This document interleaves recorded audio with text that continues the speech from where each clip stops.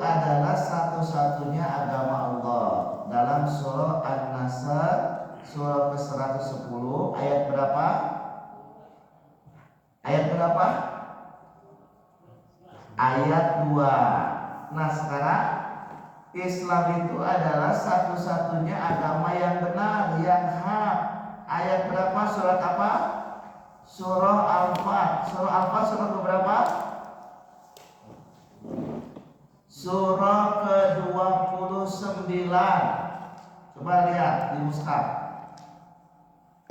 Surah Al-Fat surah ke-29. Udah ketemu ayat 28.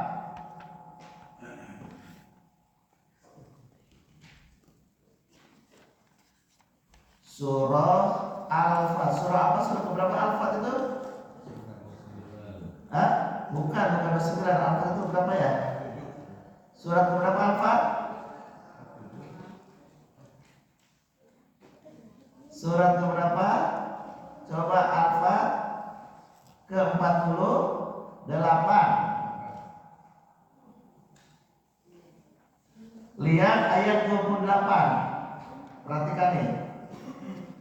Surah ke-48 ayat ke-28, Allah Subhanahu wa taala berfirman, "Wallazi arsala rasulahu bil huda wa dinil haqqi liyudhhirahu 'ala dini kulli wa kafa billahi syahida." Wallazi, dialah Allah, maksudnya Allah nih, arsala, telah mengutus, rasulahu, terhadap rasulnya, bil huda, dengan membawa petunjuk, wa dinil haq, dan agama yang benar, liyudhhirahu 'ala dini kulli, agar dimenangkannya terhadap semua agama, wa kafa billahi syahida, dan cukuplah Allah menjadi saksi.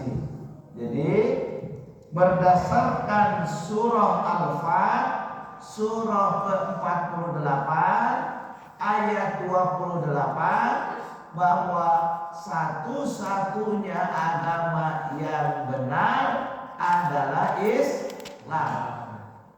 Karena Islam itu dinullah, satu-satunya agama Allah. Karena Islam itu dinul haq, satu-satunya agama yang benar, maka Islam itu ya'lu wa la yu'la alaih. Islam itu tinggi dan tidak ada yang lebih tinggi daripada Islam. Makanya Islam itu adalah satu-satunya agama yang diridhoi Allah Subhanahu wa taala. Dalam surat apa itu? Al-Maidah. Al-Maidah surat berapa? Di dalam surah Al-Maidah bukan. Ayat keberapa Al-Maidah? Al-yauma akmaltu lakum dinakum wa atmamtu alaikum nikmati wa raditu lakumul Islam Madinah. Nah, coba perhatikan Al-Maidah. Ayat yang ketiga di hampir bagian akhir. Nih. Di surah Al-Maidah ayat yang ketiga hampir bagian akhir, Allah berfirman, Al-yauma. Kalau al-yauma artinya apa? Pada hari ini. Kalau yaumun, hari. Kalau ayam, hari-hari. Ya jamak ya. Kalau al-yauma, pada hari ini. Al-yauma, pada hari ini, Allah berfirman, akmaltu. Akmaltu, tu'nya apa tuh? Akmaltu kalimat apa? apa? Isim fi'il harap. Fi'il apa? Fi'il madi. Al-yauma pada hari ini akmaltu aku telah apa? Telah sempurnakan. Ini Allah yang menyatakan. Lakum bagi kalian, dinakum agama kalian. Jadi pada hari ini Allah telah sempurnakan bagi kalian agama kalian. Wa asmantu,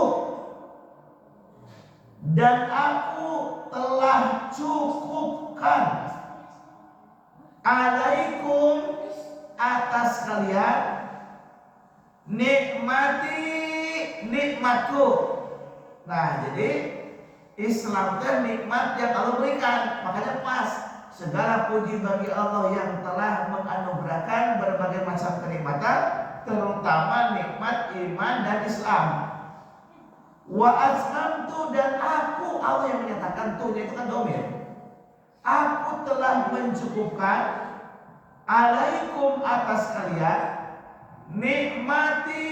nikmatku, waraditu, dan aku telah ridho lakum bagi kalian Islam dinan sebagai agama. Jadi surah Al-Maidah ayat 3 ini menyatakan satu, Allah telah sempurnakan Islam sebagai agama kalian. Allah telah mencukupkan nikmatnya, berarti nikmat yang paling besar dari Al-Khaliq, dari Sang Pencipta bagi makhluk yang diciptakannya adalah Al-Islam. Nikmat yang paling besar bagi seorang hamba, seorang makhluk adalah nikmat Islam. Wa raditu lakumul Islam, dan aku, kata Allah, telah meridhoi Islam sebagai agama kalian. Dengan mengatakan al-yauma akmaltu lakum dinakum, Islam itu sebagai agama yang sempurna, maka Islam itu karena telah Allah sempurnakan, artinya syariatnya, maka Islam itu adalah agama yang syamil mutakamil, yang sempurna dan menyeluruh. Jadi jangan sampai datang penumpang gelap. Tahu bu, penumpang gelap menyebut itu bagian dari ajaran Islam, padahal itu bukan ajaran Islam. Itu penumpang gelap. Banyak tuh praktek-praktek yang dianggap bagian daripada ajaran Islam, padahal bukan dari ajaran Islam. Jadi Islam itu adalah agama yang sempurna, samil mutakamil. Islam itu agama yang menyeluruh, menyangkut segala aspek kehidupan. Islam itu bukan hanya I-nya Isya, S-na subuh, L-na lohor, zuhur, maksudnya berarti jadi L. Kemudian A-nya asar, M-nya maghrib. Bukan hanya itu. Islam itu bukan hanya urusan sholat. Islam itu bukan hanya urusan ritual. Islam itu bukan hanya urusan muamalah. Islam itu bukan hanya urusan privat, urusan pribadi. Islam itu bukan hanya untuk kesolehan individu. Islam itu tidak hanya berbicara kesolehan di keluarga. Islam tidak hanya berbicara dalam ruang yang tertutup. Islam itu bukan hanya urusan material atau spiritual. Islam itu menyangkut segala aspek kehidupan. Islam itu adalah sistem kehidupan yang lengkap dan harmonis. Makanya kalau secara komprehensif kita tidak bisa diterjemahkan Islam itu sebagai agama atau religion. Di dalam ensiklopedia, religion itu adalah hubungan antara makhluk dengan Tuhannya, hubungan hablum minallah saja. Islam enggak begitu. Pertama, Islam itu ada hubungan vertikal antara makhluk dengan Khalik. Ada makhluk dengan Khalik, asal kalimatnya apa, Bu? Fi'il madinya apa? Khalaqa. Fi'il mudhari'nya yakhluqu, masdarnya khalqan, isim fa'ilnya khaliqun, isim maf'ulnya makhluqun.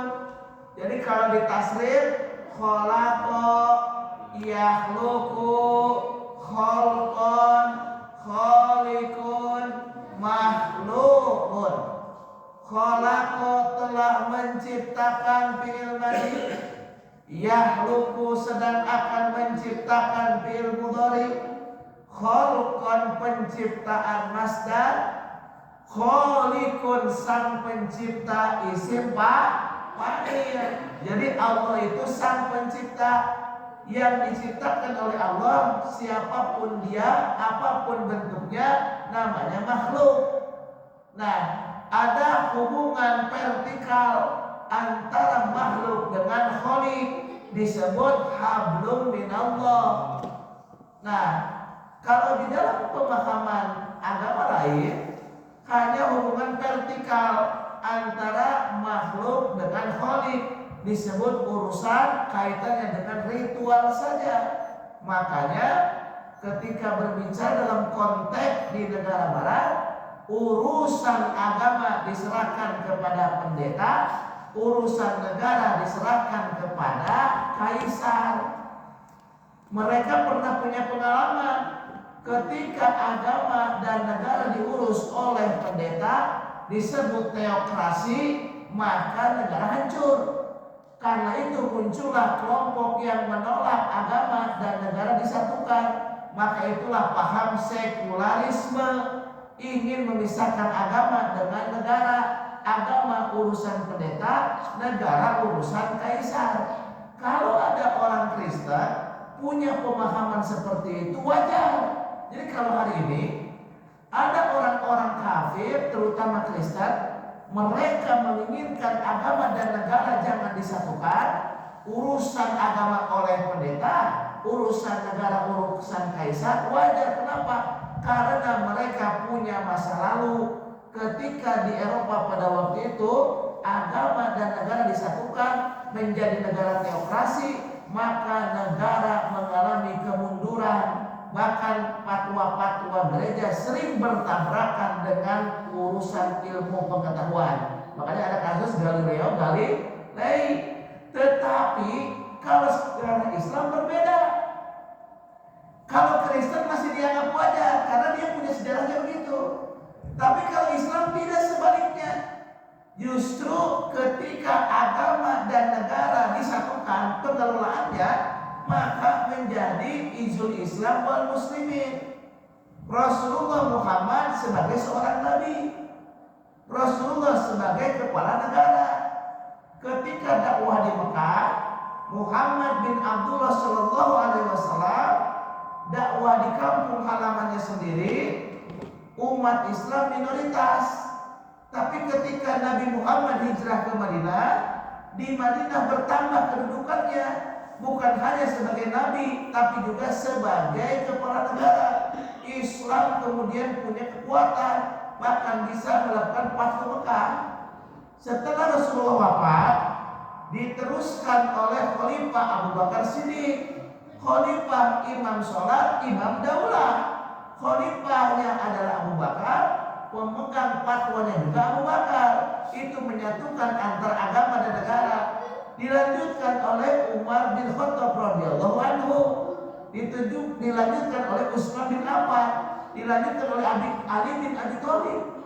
Maka ketika agama dan negara itu disatukan, maka disitulah ada kemuliaan Islam. Tapi kalau terpisah, nggak ada kemuliaan Islam. Contoh, Saudi Arabia pemegang Masjidil Haram dan Masjid Nabawi ulama dan hebat-hebat. Kita akui soleh-soleh juga. Ada Syekh bin Bas, banyak ya. Itu ulama-ulama hebat dan ulama-ulama soleh. Tapi urusan kekuasaannya itu keluarga Raja Salman, Muhammad bin Salman, putra mahkotanya, pro Amerika, nggak nyambung. Kenapa di Saudi Arabia itu pusat peradaban Islam salah satunya, tapi kemudian menjadi antek Zionis? Karena yang berkuasanya bukan dari ulama. Itu rajanya juga, agamanya juga yang kita ketahui, dia bagian daripada Amerika. Tapi kalau menyatu, contoh Afghanistan menyatu, ada kemuliaan Emirat, pemerintahan Amir, keamiran yang ada di Afghanistan. Jadi ketika contoh orang Islam, ketika pada waktu dulu agama dan negara itu dipegang oleh satu otoritas yang bernama ulama, maka kemuliaan Islam ada. Ketika umat Islam memisahkan antara agama dan negara, maka mulai kemunduran. Ya contohnya sekarang di negara ini jumlah masjidnya di atas 800.000. Di negara ini jumlah pesantrennya di atas 30.000. Di negara ini banyak yang hafal Quran. Di negara ini banyak yang hafal hadis. Di negara ini banyak yang hafal ilmu nahwu shoroh. Bahkan Indonesia termasuk salah satu negara yang gudangnya yang paling banyak hafal kitab Alfiyah 1002 bait ilmu nahwu. Tetapi meskipun di Indonesia pengajiannya paling semarak, coba Indonesia mah ngaji itu bisa di masjid, bisa di rumah, bisa di aula, bisa di halaman, bahkan ada yang di jalan. Ya kita beri tempat lain ngaji ditutup, bahkan bukan hanya ba'da subuh, ada yang ngaji ba'da jam 12 masih ngaji, ada panggung jam 12 masih ngaji Pak. Di tempat lain itu hampir tidak ada, apalagi di Saudi nggak ada. Jadi ngaji itu ada yang sampai jam 4 masih ngaji. Tapi semarak ngaji di kita tidak berimplikasi pada kehidupan kemasyarakatan di kita. Kenapa? Karena banyaknya jumlah masjid, banyaknya jumlah pesantren, banyaknya yang hafal Quran, banyaknya yang hafal hadis, banyaknya yang hafal nahwu shoroh, tidak linear dengan siapa yang menjadi penghuni di Istana Negara dan di DPR. Istana Negara itu satu presiden, yang kedua wakil presiden, kemudian para menteri, pembantu presiden. Coba cek di antara presiden, wakil presiden dan para menteri, mana yang hafal Quran, mana yang hafal agama. Kemudian DPR-nya, DPR itu Senayan, anggotanya ada 580 orang, 580 kursi. Coba cek dari 580 kursi, mana yang bisa Quran, mana yang hafal Quran, mana yang bisa menegakkan Al-Quran, bisa dihitung dengan jari. Sedangkan negara ini diatur, ditentukan oleh istana dan presiden, istana dengan DPR. Jadi mau masjidnya 5 juta sekalipun, mau menghafal Qurannya berjibu banyak sekali, tapi kalau yang punya otoritas presiden, wakil presiden dan DPR-nya bukan orang yang akan menegakkan agama, nggak akan tegak agama ini. Contoh aja kemarin di Indonesia itu termasuk negara yang paling aktif demonstrasi menolak penjajahan Zionis Israel laknatul alaihim, terutama pasca Tufanul Aqsa. Aksi itu berdiri-diri Pak, di Jakarta, di Bandung, di Sumedang, sini ada di Nangor juga. Tapi meskipun aksinya berdiri-jilid, donasi dikumpulkan, banyak relawan, presiden kebijakannya lain, anggota BOP bukan dukung kepada Hamas, malah menjadi bagian daripada Donald Trump, presiden Amerika, yang Amerika sampai hari ini tidak mengakui Israel, itu tidak mengakui Palestina. Itulah yang saya maksud, bahwa semestinya agama dan negara itu menyatu. Makanya ini kepada adik-adik ya, kalau kita punya anak didik anak-anak kita, bukan hanya menjadi imam sholat, tapi harus jadi imam negara di semua level. Jadi di RT-nya, di RW-nya, di kepala desanya, di camatnya, wali kota, bupati, gubernur, itu harus adalah orang-orang beriman. Ulama itu jangan hanya jadi juru doa, ya. Jadi makul bih, objek menderita. Jadi kalau ada acara, ayo kita buat acara sekarang bagian Pak Kiai pengesan doa, jangan jadi hanya juru doa, apalagi jadi rental doa. Ulama itu adalah warasatul anbiya. Ulama itu harus menjaga agama, menjaga negara. Nah, ulama yang bisa menjaga agama dan negara, manakala negaranya diatur oleh ulama. Dalam beberapa hal ya, ini ada yang menarik, tapi beda dengan kita akidahnya. Tapi dalam beberapa hal ini menarik, seperti Iran. Iran itu menyatu antara agama dan negara. Dia punya kekuatan. Itu Iran yang bukan Ahlus Sunnah wal Jamaah. Kalau Ahlus Sunnah wal Jamaah lebih dahsyat dari mereka. Syiah saja ketika menyatukan agama dan negara oleh satu orang yang kemudian di situ punya otoritas agama, mempunyai kedudukan yang begitu luar biasa. Apalagi kalau Ahlus Sunnah wal Jamaah.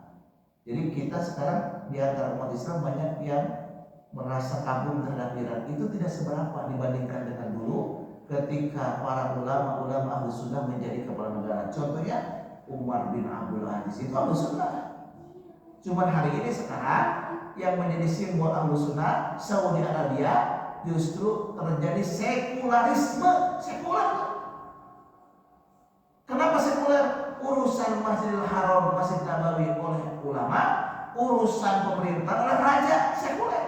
Seharusnya raja juga harus ulama. Indonesia juga sekuler, Pak. Maka inilah PR selanjutnya ke depan. Bagaimana kemudian para ulama itu dapat punya otoritas untuk mengatur bukan urusan agama, tapi juga urusan negara. Nah, inilah pentingnya ya. Kementerian Agama kan paradok, menyampaikan zakat itu ditinggalkan padahal perintahnya jelas. Terus ada lagi nanti kalau misalkan ada zakat itu bisa dibagikan ke MBG, kan udah problem, nggak ada 8 asnaf MBG. Ini Pak PR kita ke depannya. Nah, oleh karena itu maka Islam itu adalah agama yang syamil mutakamil, agama yang menyeluruh. Ini dunia ini Tuhannya sama, Allah Subhanahu wa Ta'ala. Aturannya sama. Makanya setiap di mana di muka bumi ini ada orang Islam, semestinya orang Islam itu berpuasa. Kita berpuasa bukan karena mayoritas, Pak. Hak kaum muslimin untuk mengelola muka bumi ini. Saya ulang ya. Umat Islam itu berpuasa bukan karena mayoritas, karena beriman. Negeri ini atau dunia ini itu diwariskan untuk orang-orang beriman. Jadi yang berhak menjadi khalifah fil ardh, menjadi pengelola di muka bumi adalah orang-orang beriman. Meskipun minoritas. Jadi saya kalau kaitan ini karena itu yang dari senatnya kita ini begitu lemahnya kita. Dulu di India itu mayoritas agamanya Hindu, tapi kesultanannya Islam. Itu yang benar. Seharusnya lah di Amerika itu presiden orang Islam. Semestinya di Inggris perdana menterinya kalaupun berbentuk kerajaan sementara Islam. Di minoritas saja semestinya orang Islam itu jadi khalifah fil ardh. Memangnya Rasulullah ketika jadi kepala negara mayoritas? Tidak, 15%. Ini kalau ditanya Rasulullah, kaifa antum? Bagaimana kalian wahai umat Indonesia ketika jumlah pendudukmu ada 80-90%, tapi kekuasaan dipegang oleh orang lain? Malu kita. Rasulullah Muhammad ketika hijrah dari Mekah ke Madinah, itu umat Islam Madinah pada waktu itu 1.500. Penduduk Madinah 10.000. Berarti 1.500 dari 10.000 berapa? 15%. Nabi Muhammad 15% jadi kepala negara. Jadi tidak berarti harus mayoritas. Kalau bisa minoritas jadi kepala negara. Apalagi mayoritas. Apalagi mayoritas. Apalagi mayoritas ngeri-ngeri senang. Makanya pada waktu dulu ya, Gubernur Jakarta itu orang kafir, si Ahok mendidih kita. Di dunia ini bahwa Indonesia itu negeri kaum muslimin terbesar, masa gubernurnya orang kafir?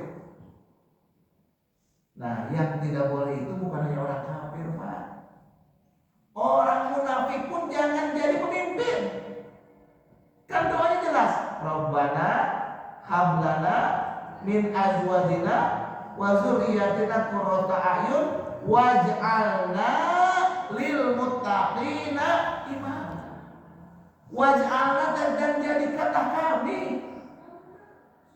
orang bertakwa dan pemimpin di antara orang yang bertakwa. Kan ada surah Al-A'raf ya, walau anna ahlal qura amanu wattaqau la fatahna alaihim barakatim minas sama'i wal ardh. Jikalau penduduk negeri ini beriman dan bertakwa kepada Allah Subhanahu wa taala, niscaya pasti Allah akan memberikan kebarokan dari langit dan bumi. Jadi rakyatnya iman dan bertakwa, pemimpinnya orang yang paling bertakwa di antara rakyatnya. Paradoks nggak dengan situasi hari ini? Anggota DPRD Kabupaten Sumedang ada berapa? Ada 50? Itu yang jadi anggota DPRD dari 50 itu sebagian besar terkategori yang bertakwa atau tidak bertakwa. Problem ini bukan hanya di Sumedang, di Bandung juga sama, di Jawa Barat juga sama. Ya karena begitu, umat Islamnya banyak, meskipun Jawa Barat itu pesantrennya paling banyak di Indonesia, masjidnya paling banyak. Tapi kalau gubernurnya tidak merepresentasikan pesantren dan masjid, ya seperti itulah begitu. Nah, jadi maksud saya itu adalah pengertian Islam sambil mutakamil itu bukan hanya urusan di masjid, tapi urusan di setiap tempat. Kan menarik sabda Nabi, ittaqillah, bertakwalah kamu kepada Allah, haitsuma kunta, di mana saja kamu berada.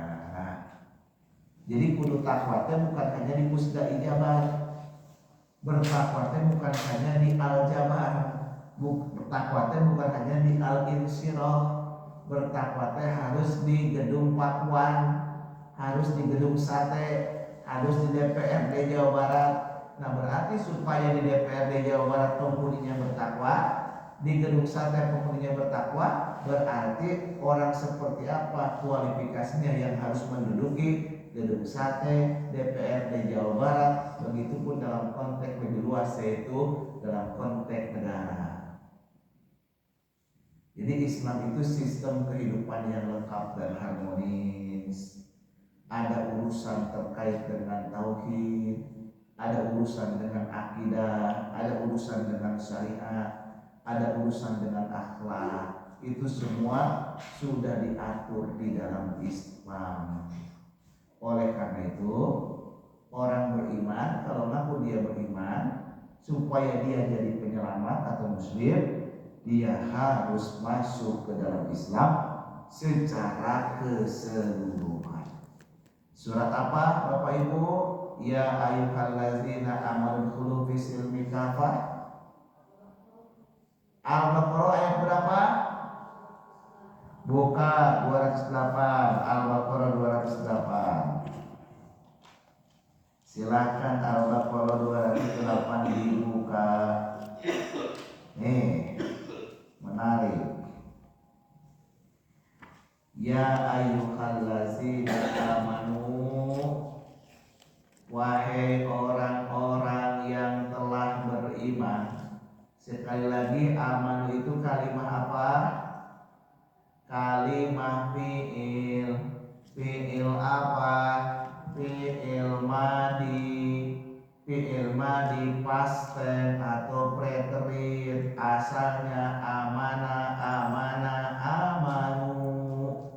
Berarti wahai orang-orang yang telah beriman. Siapa yang telah beriman, al-imanu an tu'mina billahi wa malaikatihi wa kutubihi wa rusulihi wal yaumil akhiri wa tu'mina bil qadari khairihi wa syarrihi. Orang yang beriman teh orang yang beriman kepada Allah, orang yang beriman kepada malaikat-malaikatnya, orang yang beriman kepada kitab-kitabnya, orang yang beriman kepada rasul-rasulnya, orang yang beriman kepada hari akhir, orang yang beriman kepada takdir. Setiap orang yang mengaku telah beriman wajib udhulu masuklah kalian. Udhulu kalimat apa? Fi'il amar. Fi'il amar teh kata kerja perintah. Asalnya apa? Dari kalimat apa?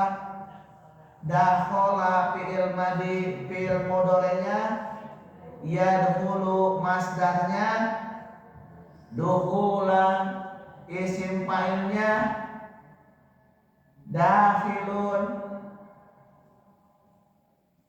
Kemudian fi'il amarnya udkhul.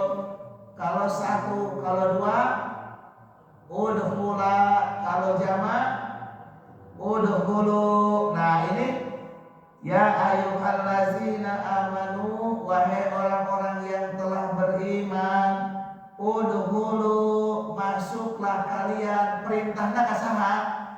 Kepada orang-orang beriman. Masuk kemana? Fisilmi, ke dalam Islam. Maksudnya apa? Kapatan. Kapatan itu artinya apa? Kapatan. Masuklah keseluruhannya. Jadi Islam itu adalah agama wahyu ilahiyun, agama yang sempurna. Jadi orang beriman ketika menganut agama Islam, orang beriman ketika masuk ke dalam ajaran Islam wajib secara keseluruhannya.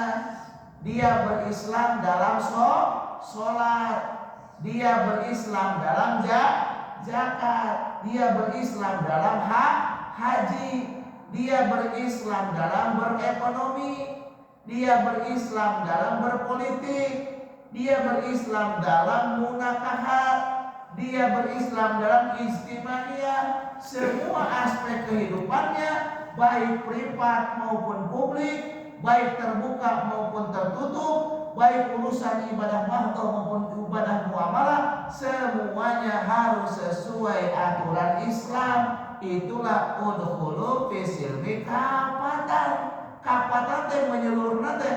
Jadi Islam itu adalah agama yang sambil mutakamil. Islam nama sudah sempurna.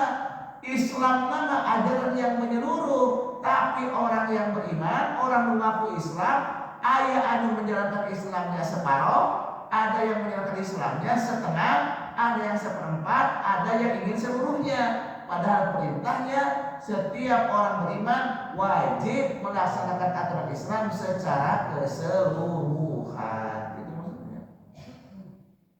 Jadi orang Islam itu jangan pula pilih. Kalau sholat, shollu kama ra'aitumuni usolli. Sholatlah kalian sebagaimana kalian melihat aku sholat. Pas sholat mah ingin sesuai sunnah Nabi, sholat ala Nabi. Benar itu benar. Tapi berekonomi juga harus berekonomi cara Nabi. Berpolitik juga harus berpolitik cara Nabi. Berumah tangga pun harus berumah tangga cara Nabi. Semuanya harus mengikuti Nabi. Karena Nabi adalah laqad kana lakum fi rasulillahi uswatun hasanah. Surat apa itu? Ayat berapa? Buktikan. Al-Ahzab surat berapa? 33. Buka Al-Ahzab surat ke-33.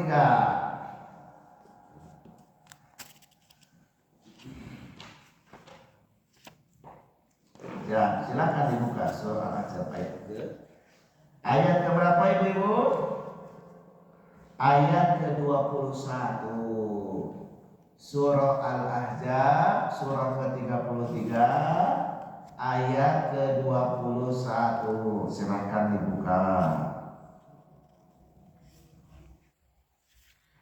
Allah Subhanahu wa taala berfirman, laqad kana lakum fi Rasulillahi uswatun hasanah. Silakan halaman 420 kalau di mushaf standar.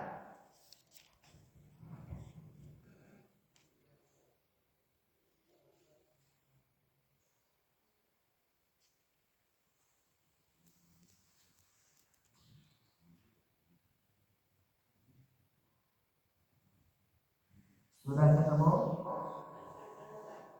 Silakan nih.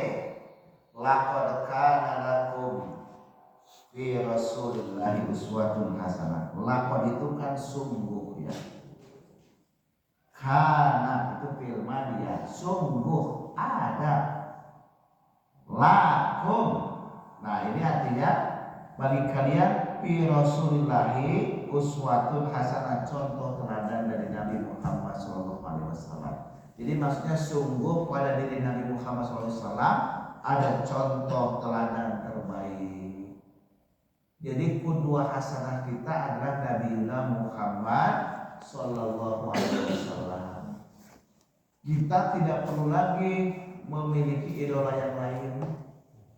Orang yang pernah terpuji dan sukses dan rekam jelas di muka bumi satu-satunya hanya Nabi Muhammad SAW. Bapak Ibu, ada orang hebat, Newton atau siapa saja, tidak selengkap biografinya seperti Nabi Muhammad. Nabi Muhammad tokoh yang dapat dilihat dari berbagai aspek. Ada Napoleon Bonaparte dari Prancis, ada Alexander Agung, tapi dibandingkan dengan Nabi Muhammad jauh. Nabi Muhammad itu orang yang pribadinya luar biasa dan terekam dalam sejarah semua aspek kehidupannya. Ada orang jadi pejabat sukses, berumah tangga gagal, ada. Ada orang berumah tangga sukses, jadi pejabat gagal. Rasulullah semua aspek kehidupannya berhasil. Tidak ada makhluk di muka bumi yang seperti Nabi Muhammad dulu, sekarang, sampai akan datang. Insya Allah Rasulullah orang terbaik. Pribadinya solih, al-amin, terpercaya. Rasul ketika berumah tangga keluarganya sakinah, mawaddah, warahmah. Rasul ketika berdagang sukses. Kan kita kadang-kadang ya berpolitik sukses, dagang rugi. Jadi aktivis hebat, dagang ruginya kita ini orang lain. Kita semua ini seringkali begitu. Tapi Rasulullah mah dagang sukses, berpolitik jadi kepala negara sukses, panglima perang sukses. Jadi Rasulullah itu aspek apapun sukses. Inilah makanya kalau orang Islam mau sukses dunia dan akhirat, contohnya adalah Nabi Muhammad SAW. Pertanyaannya, sudah sampai sejauh mana orang Islam mengenal Nabi Muhammad SAW? Orang Islam harus tahu bagaimana Rasul ketika berdagang, bagaimana ketika jadi kepala negara, bagaimana ketika berdiplomasi, semuanya dapat dijadikan pelajaran. Bagaimana ketika berperang. Dan kadang-kadang Nabi Muhammad adalah orang-orang hebat, yaitu para sahabat. Nah, jadi setelah Nabi Muhammad, orang hebat kedua adalah para sahabat. Di antara para sahabat yang paling menjadi rujukan adalah Khulafaur Rasyidin. Ya. Jadi kita ini harus bersama. Contoh teladan terbaik kita adalah Nabi Muhammad SAW, kemudian para sahabat, kemudian tabi'in, kemudian atba'ut tabi'in, kemudian bahasa kita sekarang adalah para ulama. Maka ulama lah yang paling berhak untuk mengisi dalam kehidupan berbangsa dan negara. Ulama yang negarawan. Maka kita harus mempersiapkan kader-kader kita. Bukan hanya imam sholat jadi kapolsek juga, bukan hanya imam sholat jadi kapolres juga, jadi kapolda, jadi kapolri, jadi dan ramil. jadi Dandim, jadi Pangdam, jadi Kasat, jadi Panglima TNI, jadi Lurah, Camat, Wali Kota, Bupati, atau istilahnya apa? Jadi Presiden dan lain sebagainya. Ini harus jadi wapres. Ini harus dipersiapkan, tidak ujug-ujug, ada marhalahnya, ada tahapannya, ada prosesnya. Kita mesti berproses itu. Rasul saja, makhluk terbaik yang Allah ciptakan, ada prosesnya. Dakwah kurang lebih 23 tahun. Apalagi kita, inilah hikmah yang harus kita ambil pelajaran. Itu harus kita rancang. Kalau tidak sekarang, 2029. Tidak 2029 atau 2040. Tidak 2045. Kita rencanakan, kita persiapkan agar di kemudian hari ada kader Islam yang mereka bukan hanya hafal Quran, kuat akhlaknya, bagus prestasinya, dapat berkontribusi dalam kehidupan bermasyarakat, berbangsa, bernegara, berdunia. Itulah visi seorang muslim, karena doa seorang muslim, Rabbana atina fid dunya hasanah wa fil akhirati hasanah wa qina